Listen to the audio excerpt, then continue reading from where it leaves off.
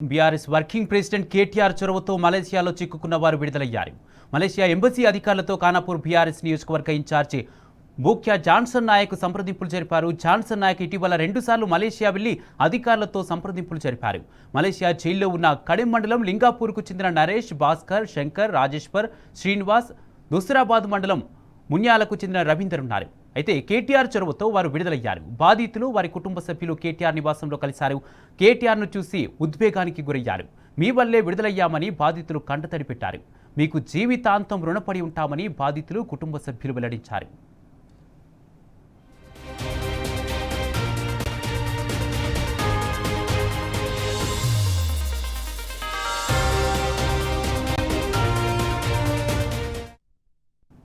BRS working president KTR చొరవతో మలేషియాలో చిక్కుకున్న వారు విడుదలయ్యారు. మలేషియా ఎంబసీ అధికారులతో ఖానాపూర్ బీఆర్ఎస్ నియోజకవర్గ ఇన్ఛార్జి బూక్యా జాన్సన్ నాయక్ సంప్రదింపులు జరిపారు. ఇదే అంశానికి సంబంధించి పూర్తి అప్డేట్స్ మా ప్రతినిధి లివిల్ అందజేస్తారు.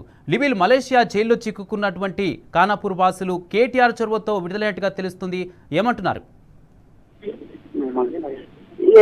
ఏదైతే బతుకుదెరువు కోసం మలేషియాకు పోయిన కుటుంబాలకు ఇవాళ ఆర్తనాలు మిగిలి అక్కడికి వెళ్ళి బతుకుదెరువు కోసం ఏదో కొంత సంపాదించుకుందామని వెళ్ళి విజిట్ వీసా పైన వెళ్ళి అక్కడ మోసపోయిన 6గురిని ఇవాళ BRS party working president KTR వారికి స్వదేశానికి రప్పించారు. ఈ నేపథ్యంలో వారంతా కూడా కంటతడి పెట్టారు, భావోద్వేగానికి గురయ్యారు.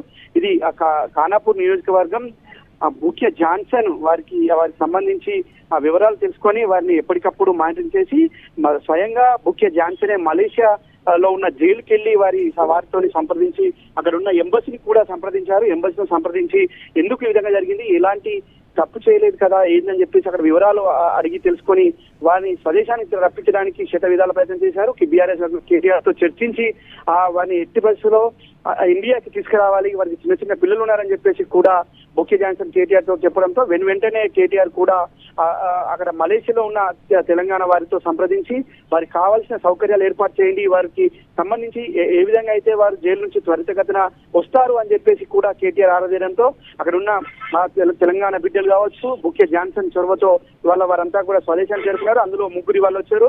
మరో 3 కూడా వారం 10 రోజుల్లో స్వదేశానికి స్వగ్రామాలకు తిరిగి రానున్నట్లు కూడా కొద్దిసేపు క్రితం చెప్పారు. వారంతా కూడా కంటతడి పెట్టారు. మేము అసలు బతుకుతాం అనుకోలేదు, మేమంతా కూడా ఇక చనిపోయాం, మాకు ఇక జీవితం లేదు, ఇక్కడే మా జీవితం కొలాప్స్ అవుతుందని చెప్పేసి అనుకున్న తరుణంలో మాకు ఒక దేవుళ్ళ ఒక పెద్దన్నలా కేటీఆర్ మాకు అండగా నిలిచి వాళ్ళ తీసుకొచ్చి మా పిల్లల్ని కల్పించారని చెప్పేసి కూడా ఈ సందర్భంగా చెప్పారు కుమార్.